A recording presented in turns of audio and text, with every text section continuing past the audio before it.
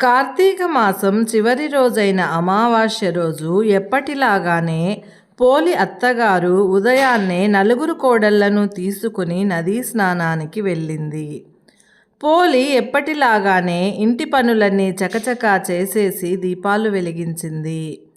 పోలి ఎన్ని అవాంతరాలు వచ్చినా, ఎన్ని కష్టాలు వచ్చినా కోపాలు, ఆవేశాలు పక్కన పెట్టి ధర్మాచరణను కొనసాగించింది. పోలి భక్తి శ్రద్ధలకు పరమవశమైన పరమేశ్వరుడు పోలిని బొందితో స్వర్గానికి తీసుకురమ్మని దేవదూతలను విమానాన్ని పంపిస్తాడు. ఆ విమానాన్ని చూసిన అత్తగారు, నలుగురు కోడళ్ళు ఆ విమానం తమ కోసమే వచ్చిందని ఆనందపడతారు. కానీ ఆ విమానంలో దేవదూతలతో పాటు పోలి ఉండడం చూసి ఆశ్చర్యపోయారు. ఎలాగైనా పోలితో పాటు స్వర్గానికి వెళ్ళాలి అనే తొందరలో పోలి కాళ్ళు పట్టుకొని వేలాడినా కూడా విమానంలోని దేవదూతలు పోలికి మాత్రమే స్వర్గానికి వెళ్ళే నిష్కల్మషమైన మనసు ఉందని వారిని క్రిందకు దించేశాడు. పోలి మాత్రం స్వర్గానికి చేరుకుంది.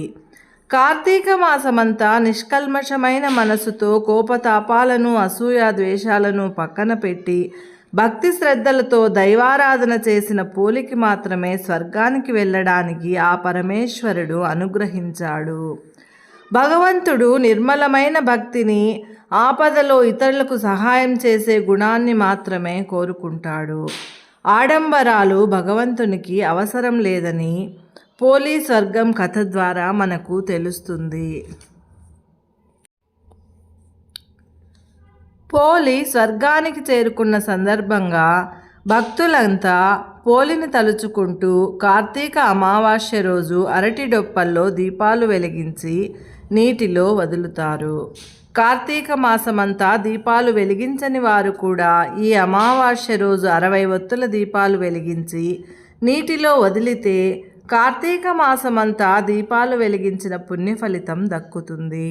దీపాలు వెలిగించిన తర్వాత పేదలకు స్వయం పాకం దానమివ్వాలి. ఓం నమః శివాయ. సర్వే జనా సుఖినో భవంతు.